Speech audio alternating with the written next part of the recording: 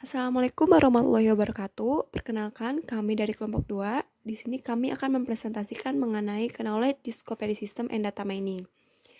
Adapun anggota kelompok dari kelompok 2 itu ada saya sendiri, Ayudita Menatanti, ada rekan saya Dwina Nur Alfiatu Sopiah, rekan saya Ine Fitria Salsabila, dan rekan saya satu lagi yaitu Syifa Aulia Pramesya.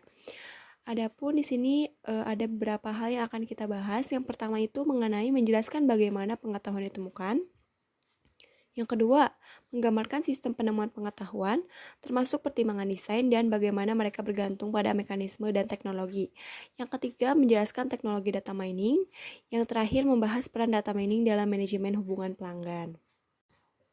Knowledge sintesis melalui sosialisasi. Ada 2 poin. Yang pertama, untuk menemukan pengetahuan tajid.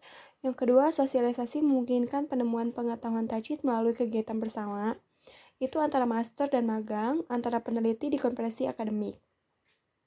Knowledge Discovery dari data mining. Nama lain dari Knowledge Discovery in Database adalah data mining. Sistem penambangan data telah memberikan kontribusi yang signifikan dalam bidang ilmiah selama bertahun-tahun.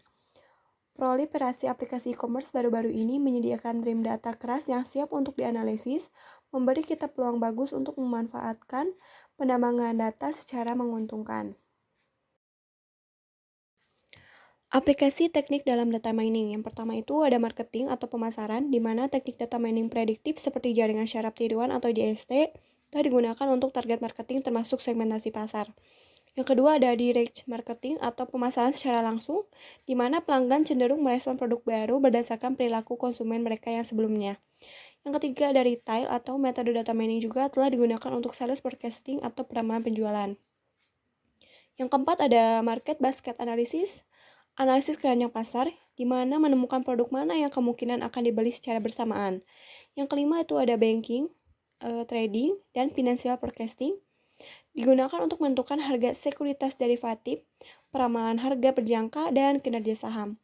Yang keenam ada insurance atau asuransi, di mana teknik data mining ini telah digunakan untuk mensegmentasi kelompok pelanggan, untuk menentukan harga premium, dan memprediksi frekuensi klaim. Yang ketujuh ada telekomunikasi, di mana teknik data mining prediktif ini telah digunakan untuk mencoba mengurangi churn dan untuk memprediksi kapan pelanggan akan beralih ke pesaing. Yang terakhir ada manajemen operasi. Teknik jaringan saraf telah digunakan untuk perencanaan dan penjadwalan manajemen proyek dan kontrol kualitas. Oke, selanjutnya saya Dwina Nur Alfiati Sopiah. Di sini saya akan melanjutkan dan memaparkan materi mengenai merancang knowledge discovery system dengan CRISP data mining. Yang pertama yaitu pemahaman bisnis. Untuk mendapatkan manfaat tertinggi dari data mining harus ada pernyataan yang jelas tentang tujuan bisnis. Kemudian yang kedua yaitu pemahaman data. Untuk mengetahui data dengan baik dapat memungkinkan perancang untuk menyesuaikan algoritma atau alat yang digunakan untuk data mining dalam masalah spesifiknya. Kemudian yang ketiga yaitu persiapan data. Nah, pada persiapan data ini terdapat pemilihan data, konstruksi, dan transformasi variabel, integrasi, dan performatan. Kemudian yang selanjutnya yaitu pembuatan model dan validasi. Dalam membangun model yang akurat adalah proses coba-coba. Prosesnya seringkali mengharuskan spesialis data mining untuk mencoba beberapa opsi secara berulang hingga model terbaik muncul. Kemudian yang kelima yaitu evaluasi dan interpretasi, di mana setelah mencoba ditentukan dataset validasi dimasukkan melalui model. Kemudian yang keenam yaitu penyebaran. Nah, penyebaran ini melibatkan penerapan model hidup dalam organisasi untuk membantu proses pengambilan keputusan. Nah, selanjutnya itu di sini ada proses pemahaman bisnis yang sebelumnya kita sebutkan tadi. Proses pemahaman bisnis diantaranya yaitu tentukan tujuan bisnis. Tujuannya untuk mendapatkan manfaat tertinggi dari data mining. Harus ada pernyataan yang jelas tentang tujuan bisnis ini. Kemudian yang kedua yaitu penilaian situasi. Nah, di sini mayoritas orang dalam kampanye pemasaran yang menerima surat target tidak membeli produk. Maka itu ada proses tentukan tujuan data mining. Di sini untuk mengidentifikasi calon pembeli yang paling mungkin dari sampel dan menargetkan surat langsung ke pelanggan tersebut. Nah, dapat menghemat biaya yang signifikan bagi organisasi. Kemudian selanjutnya yaitu buat rencana proyek. Langkah ini juga mencakup spesifikasi rencana proyek untuk studi data mining. Oke, selanjutnya ada proses pemahaman data. Pada proses ini ada 4 langkah. Yang pertama itu pengumpulan data. Untuk mendefinisikan sumber data untuk penelitian, termasuk penggunaan data publik eksternal dan database berpemilik. Kemudian yang kedua itu deskripsi data, di mana untuk menjelaskan konten setiap file atau tabel, beberapa item penting dalam laporan ini adalah seperti jumlah file atau kolom, dan presentasi rekod yang hilang. Kemudian yang ketiga yaitu kualitas dan verifikasi data. Di sini tetapkan jika ada data yang dapat dihilangkan karena tidak relevan atau kurangnya kualitas.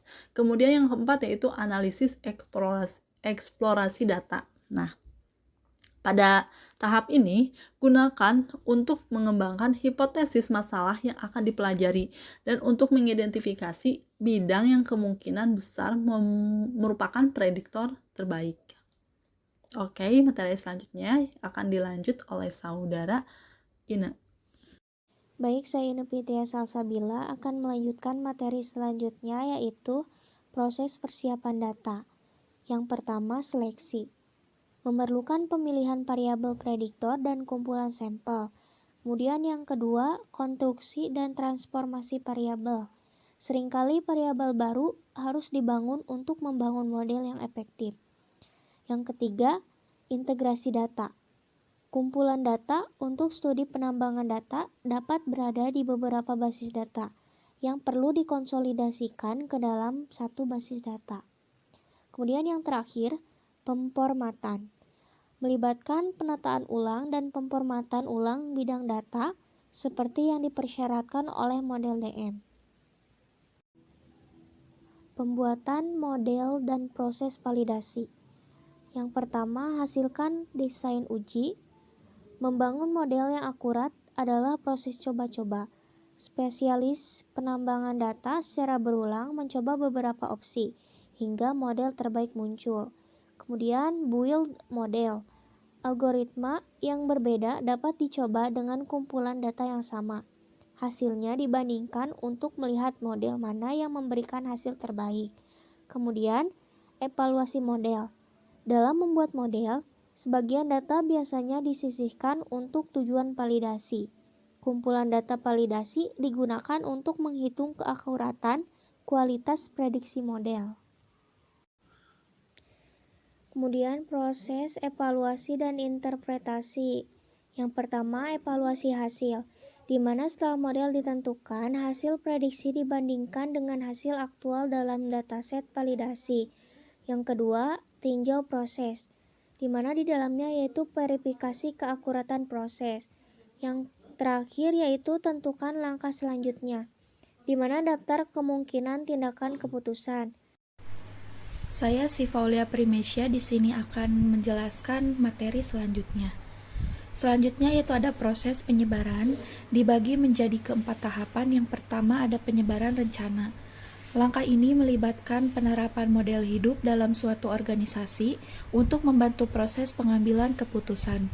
Yang kedua, hasilkan laporan akhir, menulis laporan akhir. Yang ketiga, merencanakan pemantauan dan pemeliharaan.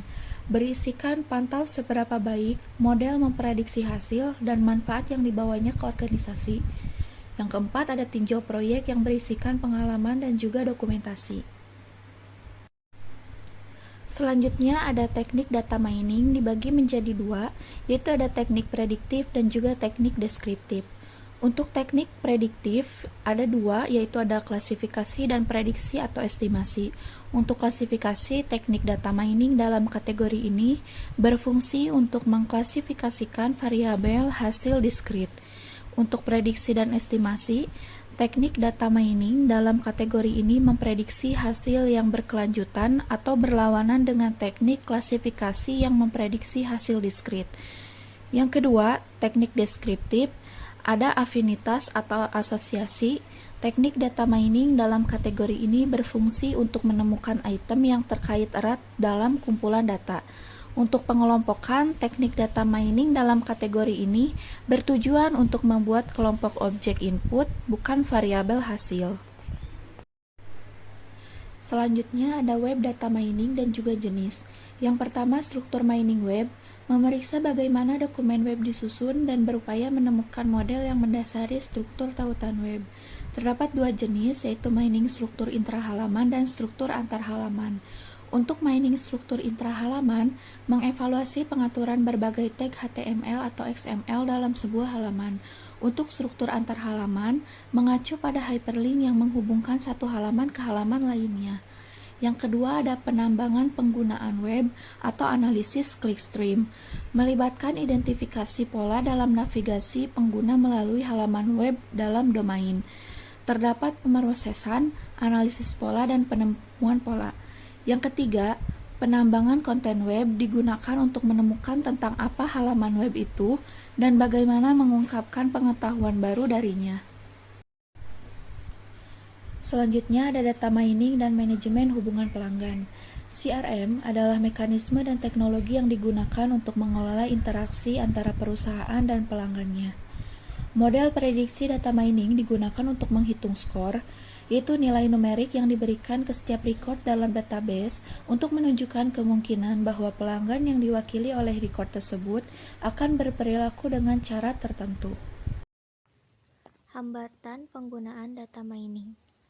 Ada dua hambatan paling signifikan yang mencegah penerapan penemuan pengetahuan sebelumnya dalam bisnis terkait dengan 1.